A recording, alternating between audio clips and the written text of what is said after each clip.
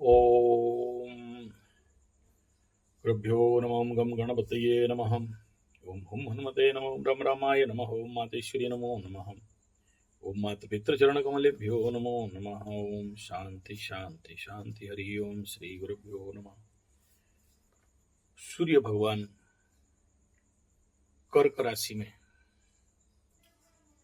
मिथुन राशि को त्याग करने के बाद कर्क राशि में 3 नक्षत्र पुनर्वसु, पुष्या और अश्लेषा कर्क राशि में आने से बड़े सारे परिवर्तन होते हैं। दक्षिणायन उत्तरायण का सूत्र लगता है और कर्क राशि में सूर्य गोचर के बाद मुहूर्त ज्योतिष में बताया गया उग्र देवी देवताओं का प्रतिष्ठा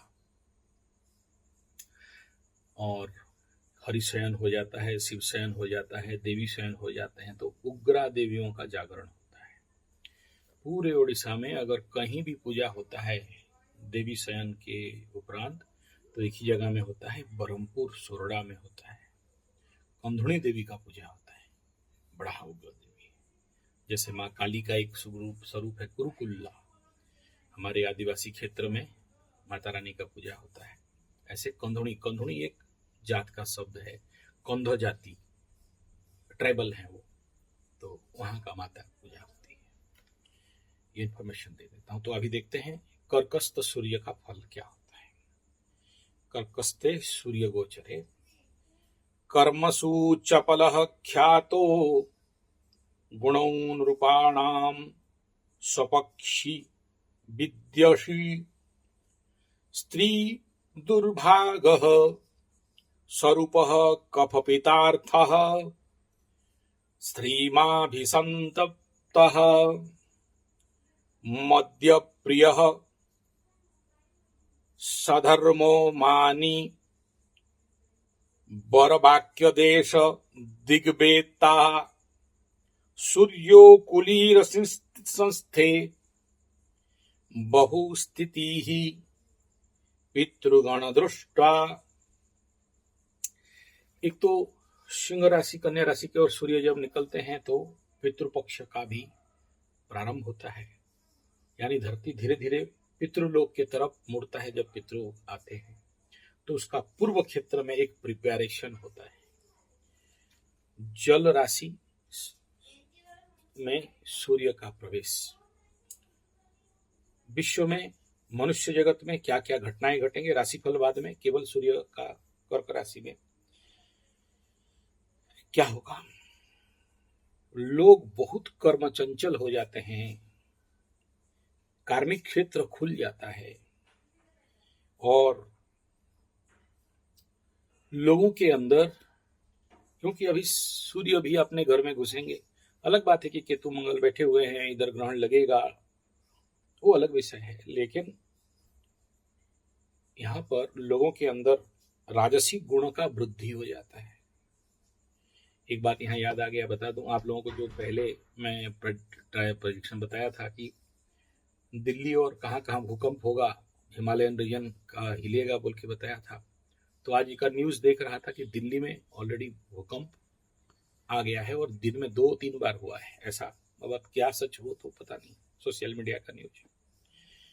तो यहाँ पर आने के बाद देखना और भी ज्यादा होगा। उसी जो इलाका बोला हूं, और कल तो और बता दूंगा उसका अलग बना के। स्वजन से, अपने लोगों से द्वेष बढ़ता है एक दूसरे के साथ। और इस समय जो शादी करता है या जो भी लड़की जिंदगी में आएगी या लड़का आएगा, कोई भी जिंदगी में जब एंट्री होता है तो दुर्भागा स्त्री, भाग्यहीन पुरुष या स्त्री का प्राप्ति, ये लोग जागृत हो जाते हैं। कहने का तात्पर्य यह है कि जागृत हो जाते हैं।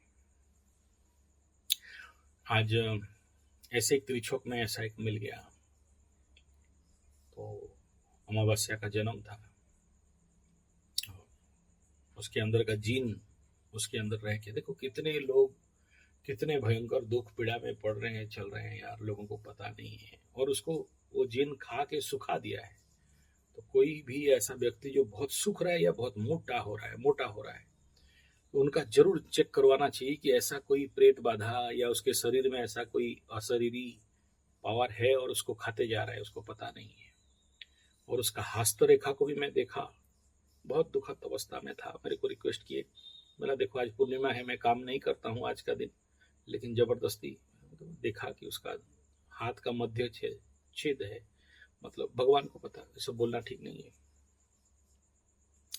तो आगे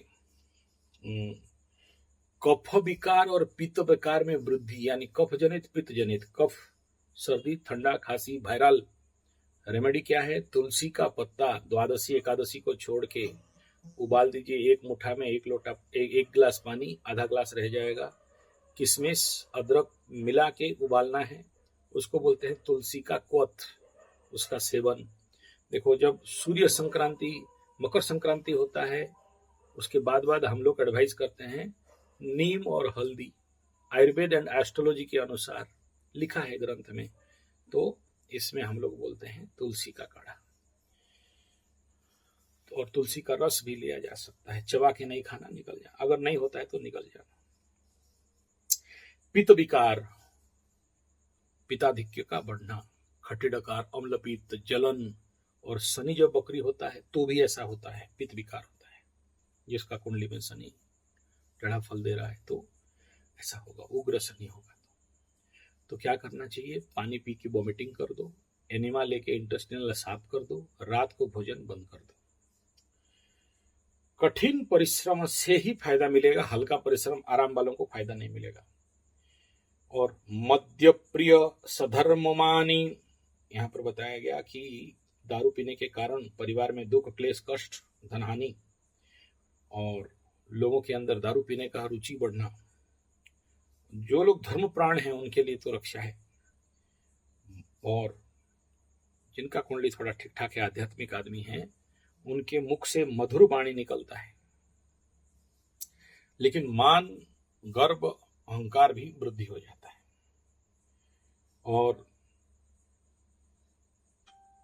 जीवन में देश काल दिशा आदि ज्ञानी लोगों को मान सम्मान इत्यादि का प्राप्ति होता है। ज्योग्राफी का ऊपर जो भूगोल के विज्ञान के भूगोल शास्त्र के ऊपर जो काम कर रहे हैं उनको नया आइडिया नया ज्ञान मिलता है। और इस समय लोग माता पिता के प्रति द्वेष करेंगे, सम्मान नहीं देंगे। अभी देखेंगे कि यहाँ पर इस कर्क राशि के ऊपर दृष्टि किसका है, तो यहाँ पर शनि का दृष्टि नहीं है, राहु का दृष्टि नहीं है, और बाकी शुक्र का किसी का भी दृष्टि यहाँ पर दिख नहीं रहा है। काल सर्प हुआ है।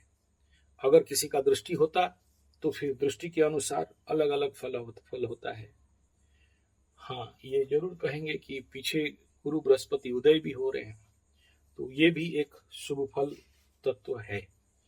तो ये कर्क राशि का गुरु का सूर्य का परिणाम है।